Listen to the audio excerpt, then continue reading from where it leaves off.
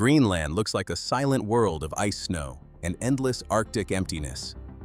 But behind that frozen beauty are strange old customs, shocking survival foods and stories about wife sharing that many outsiders would never expect. Today we'll take a closer look at Greenland, a remote land where ice, tradition, and mystery all exist at the edge of the world. Number 1. Greenland, the island that shouldn't exist. Welcome to Greenland. The name says green, but almost everything here is white frozen and eerily beautiful. It's the largest island in the world, covering more than 2.116 million square kilometers, bigger than Mexico, and even larger than Pluto's surface area, 16.6 million square kilometers. More than 80% of this land is locked under ice. Yet somehow, about 56,000 people call it home. Most of them are Inuit descendants of Arctic hunters who've learned to survive where almost no one else can.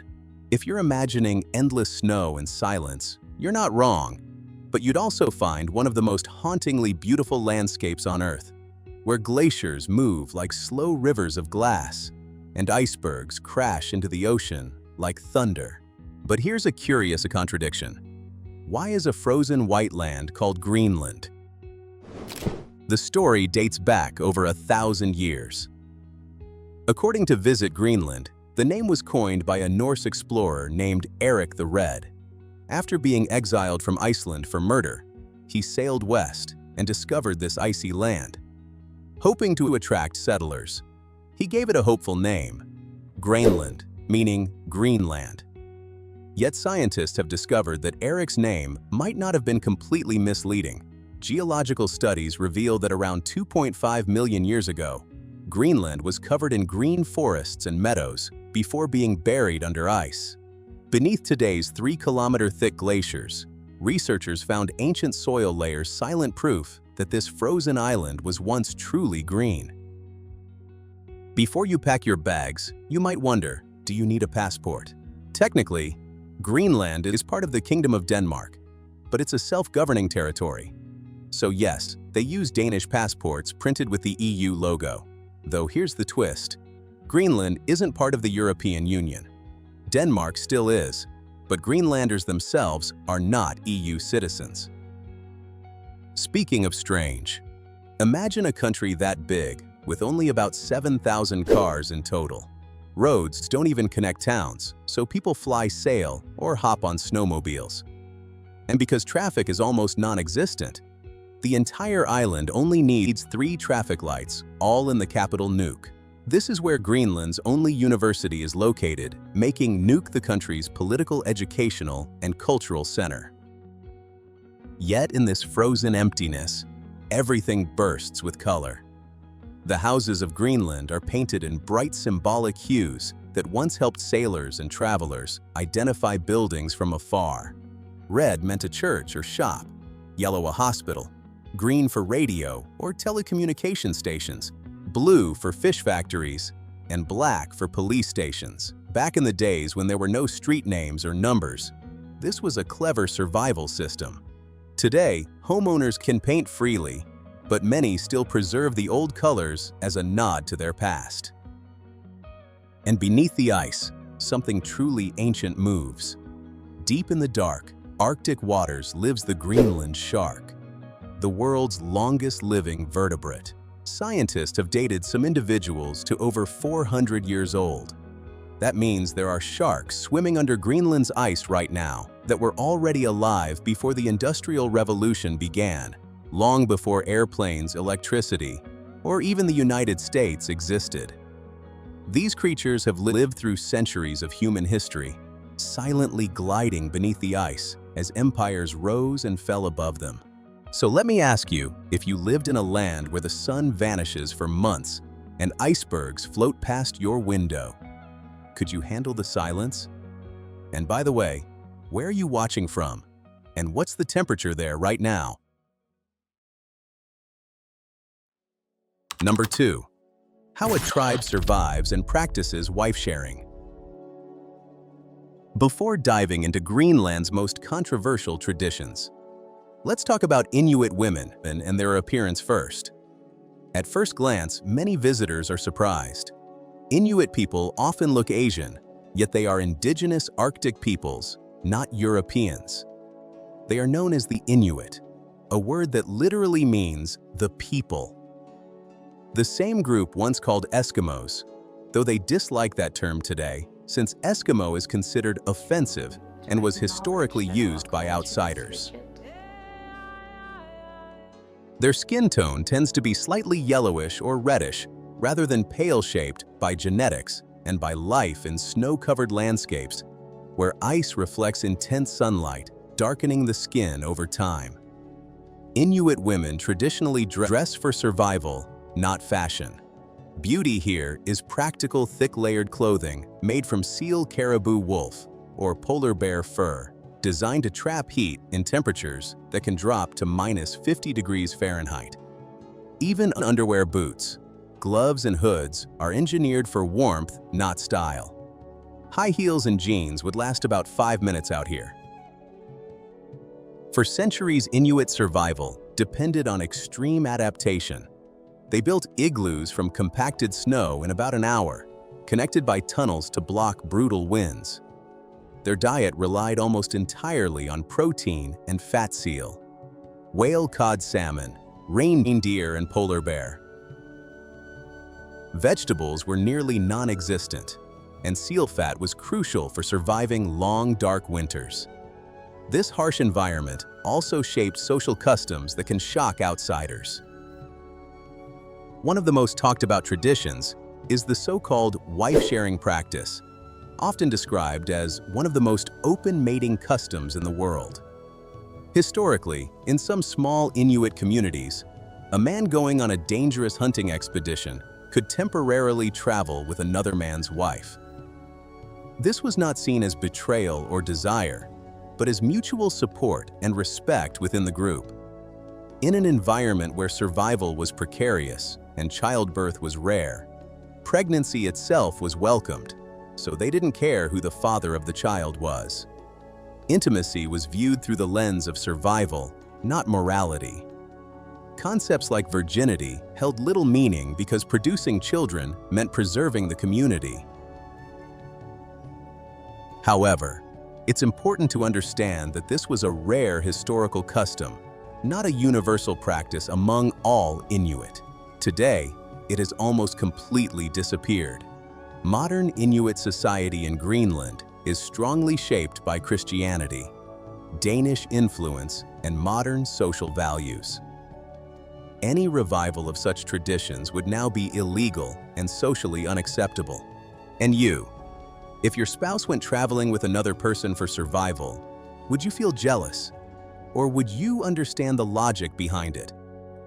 Tell me what you think in the comments below. And just when you think Greenland can't get any more extreme, the sky itself flips the rules. Number 3. Day and night reversed. Normally, you go to work in the morning and sleep at night, right? Right, but in Greenland, day and night have no clear boundary at all. From late May to late July, Greenland experiences the midnight sun. During this period, the sun never fully sets. At midnight, it may dip close to the horizon, but it stays visible bathing towns in a soft golden light 24 hours a day. In places like Ilulissat and Upernavik, people can hike, fish, or kayak at 2 a.m. under a bright sky. In the far north, such as Kanakku, this non-stop daylight can last nearly 4 months. Then, everything flips. From October to March, many parts of Greenland enter the polar night when the sun does not rise above the horizon at all. Northern towns can go weeks to months without direct sunlight, while even the capital Nuuk only gets a few hours of dim daylight in midwinter. Darkness dominates daily life, broken only by twilight blues, and on clear nights, the northern lights dancing overhead. This extreme light cycle shapes everything in Greenland. Homes use blackout curtains during summer to help people sleep and light therapy lamps in winter to fight seasonal depression. Tourism follows the sun too. Summer is peak season for ice fjords and midnight adventures, while winter attracts travelers chasing auroras in places like Kangerlussuaq and Tasiilaq. It dancing across the sky in green, purple, and pink waves, turning the endless darkness into a natural light show. Number 4. Most extreme cuisine in Greenland. If you think Chinese stinky tofu smells bad, Greenland's kiviak takes things to an entirely different level. This dish is made by stuffing around 500 dead seabirds called ayuk into the body of a seal, sewing it shut and burying it underground for up to 18 months. When it's finally dug up, the birds are eaten whole after plucking a few feathers, bones included. People who have tried it describe the smell as overwhelmingly rotten sharp and stomach-turning. Just hearing about it is enough to make most outsiders feel weak in the knees. Equally notorious is Hakarl fermented Greenland shark. Fresh Greenland shark meat is toxic due to extremely high levels of urea and trimethylamine chemicals that give it a powerful ammonia urine-like smell. To make it edible, shark is buried underground for 3 to 6 months, then hung to dry in cold Arctic air for at least 9 more months, so the toxins slowly drain out. The result is a pungent delicacy so intense that even celebrity chef Gordon Ramsay famously spat it out on camera. Locals, however, see it as a traditional cold weather snack, often eaten with alcohol. Thankfully, not everything in Greenlandic cuisine smells like a survival test. One of the most common everyday foods is Arctic char, a fish closely related to salmon and trout. It's usually grilled, smoked, or pan-fried with tender pink flesh and a clean, mildly sweet flavor. Musk ox meat is one of Greenland's most distinctive foods and locally known as umimak. It is hunted legally under strict controls and valued for its lean texture and deep natural flavor.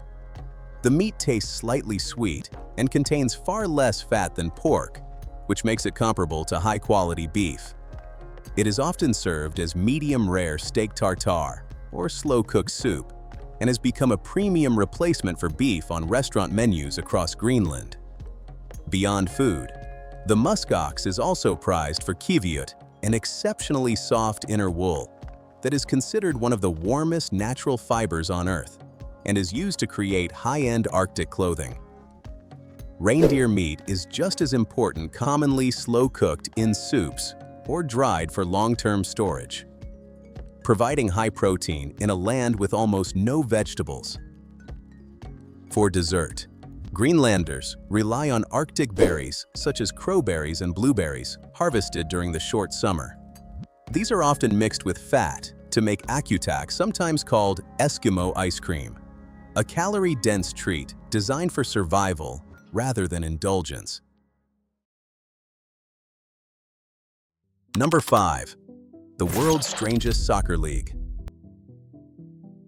While leagues like the Premier League or La Liga run for 9 to 10 months, Greenland finishes its entire national soccer season in just 7 days. This is not a gimmick. The tournament is called the Grønlandsbanken Final Six, widely regarded as the shortest soccer season in the world. In a single intense week, 8 of the strongest teams in Greenland gather on Disco Island and play non-stop to decide the national champion, because outside this narrow window, Arctic weather makes football nearly impossible. Unlike Europe, Greenland has no multi-tier league system. Teams must first pass regional qualification tournaments held in July. Only the best advance. After that, players travel by boat to Disco Island for the finals, entirely dependent on sea conditions and weather. In a country where over 80% of the land is covered by ice, and transportation between cities often shuts down for months, maintaining a national football competition is already a minor miracle.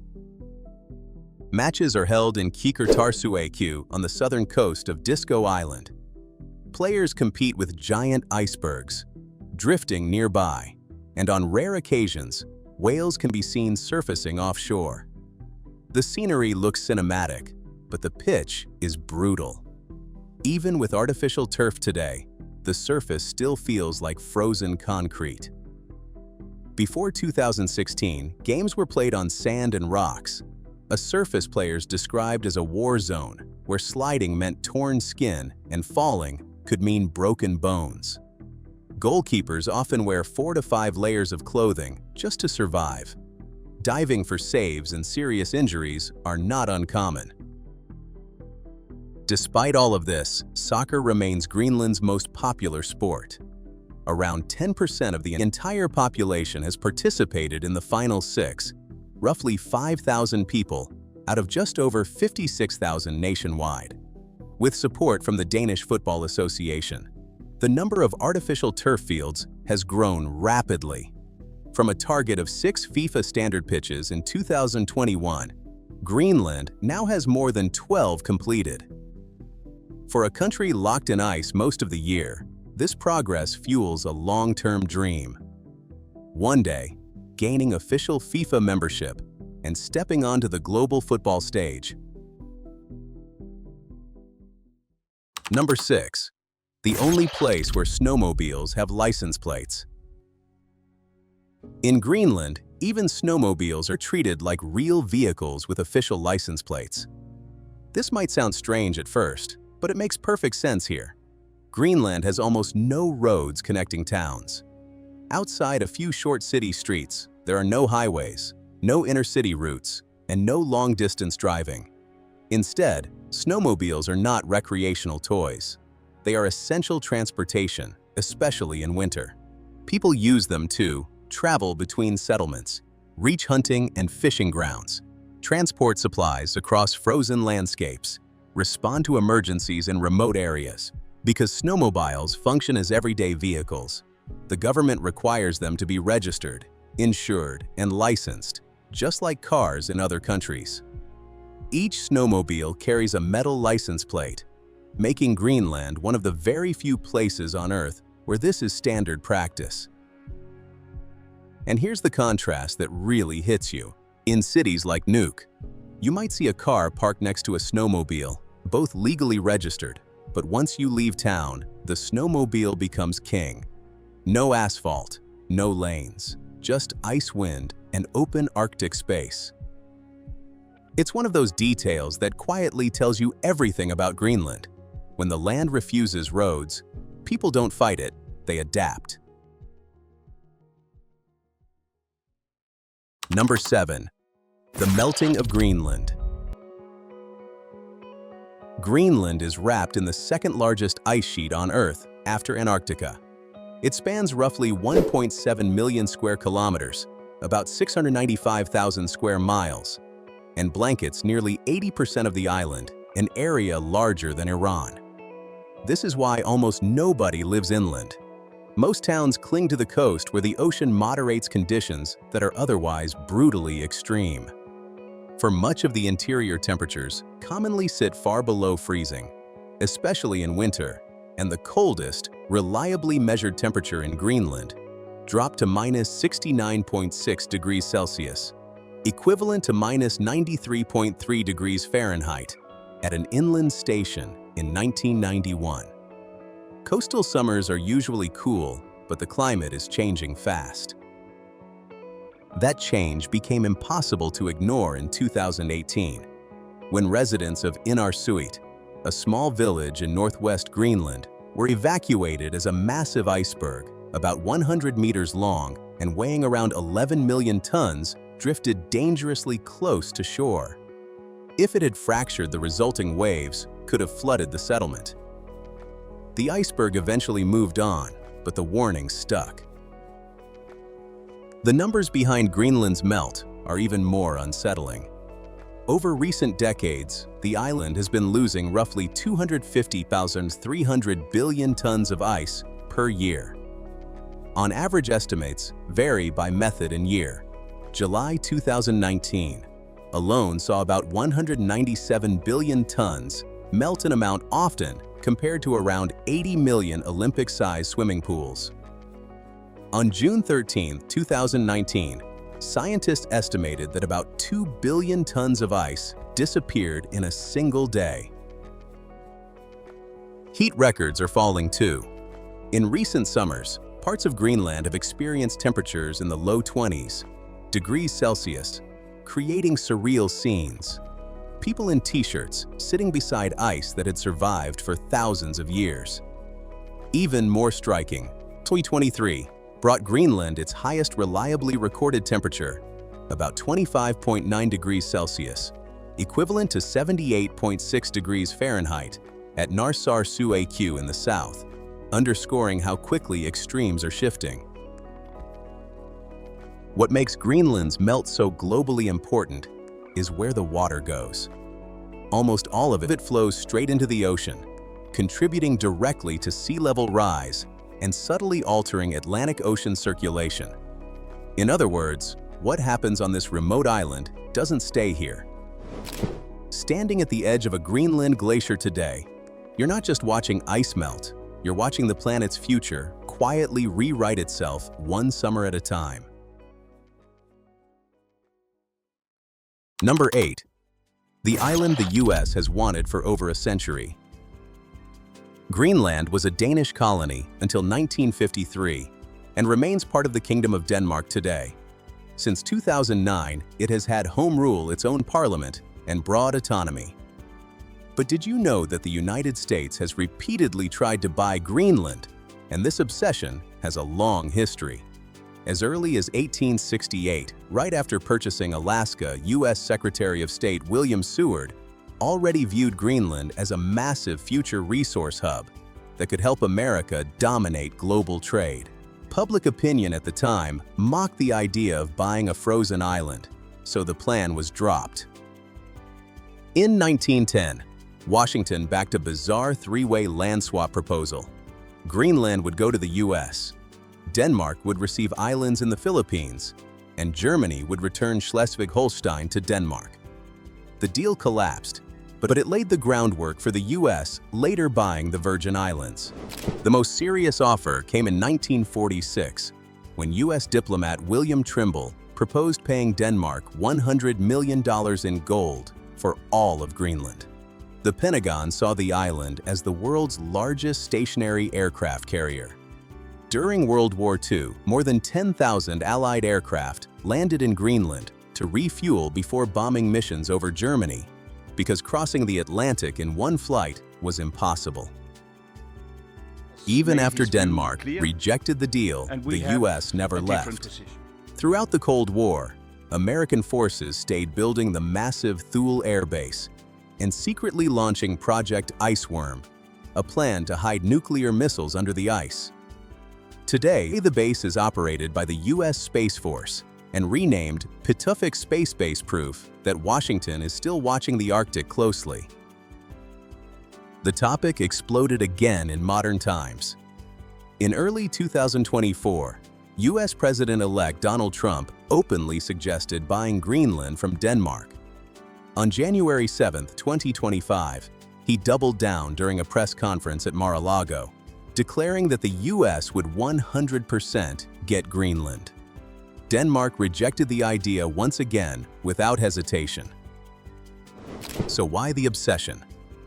Greenland sits between North America and Europe, right next to Russia's Arctic flank. It also holds enormous natural wealth, including oil, gas, uranium rare, earth minerals, coal, and cryolite. Cryolite alone once made cheap aluminum possible, a key material behind America's industrial and military rise.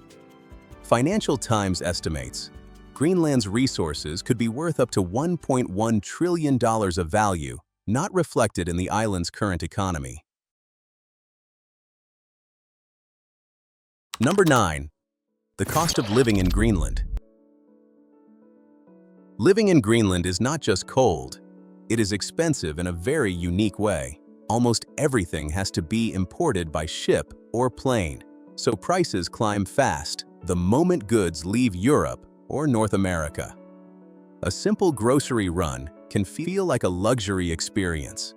A loaf of bread can cost $5 to $7. A gallon of milk often goes above $8. And fresh vegetables are so rare that lettuce can hit $6 per head. If you see tomatoes on a shelf, that alone already feels like a small miracle. Housing is another challenge. In Nuuk, the capital monthly rent for a modest one-bedroom apartment usually ranges from $900 to $1,400, depending on location and availability. Outside major towns, housing is cheaper, but options are extremely limited. Utilities are high too, especially during the long winter, with heating and electricity often costing $200 to $300 per month. Eating out is not for the faint of wallet. A basic meal at a local restaurant typically starts at $25 to $35, while a nicer dinner can easily exceed $60 per person. Alcohol is heavily taxed, so a single beer can cost $10 to $12, which explains why many locals save drinks for special occasions. Transportation adds another layer. There are almost no roads between cities, so domestic travel relies on planes, boats, or helicopters. A short domestic flight can cost $300 to $600. Even though the distance looks tiny on the map, owning a car is rare, and fuel prices often sit above $8 per gallon. The irony is that wages are relatively high. Average monthly salaries often fall between $300 to $500 and $4,500, especially for government workers and skilled jobs. Still, after rent, food, and transport, very little feels cheap. In Greenland, and money does not disappear fast because of luxury. It disappears because survival itself costs more at the edge of the Arctic. Number 10. A remote, isolated land. In Greenland, there is a place so remote, people openly call it the end of the world. Its name is Itokortormit, a tiny settlement above the Arctic Circle. For about 9 months each year, thick sea ice seals it off completely, and the nearest town sits roughly 500 miles away. Itokortormit has a population of around 370 people, wedged between Northeast Greenland National Park, the largest national park on Earth, and the largest fjord system in the world. Stretching south, there are no direct flights. Travelers usually go by boat from Reykjavik, or Akureyri, to Nærlarit Inuit Airport, then continue by helicopter boat or dog sled for another 25 miles. That extreme isolation is why the nickname never faded. The town itself is so small, you can walk from one end to the other in about 30 minutes. There are no cars or motorcycles. Transportation here means snowmobiles, dog sleds, and boots. Bright wooden houses pop against endless white snow, while sled dogs tied outside look like an Arctic taxi stand waiting for customers. Everything in town fits into a handful of buildings: a church, a police station, a small hotel, a bar, a travel office, a heliport, and one grocery store called Pilar Suisok. Supplies arrive by ship only 2 times per season, so prices are high and choices are limited. Miss the delivery window and the shelves stay empty for weeks. In 2025, Itokortormit turns 100 years old, but its population keeps shrinking. Younger residents leave for education and jobs, while warming temperatures cause sea ice to form later and break up earlier. Still, for those who make the journey, this place offers something rare. No roads, no crowds, just life at the very edge of human civilization. If you've watched the whole video, Greenland has surely amazed you. So leave a comment with a number 10 if you want to travel to Greenland. And don't forget to subscribe to the channel to see more amazing places around the world.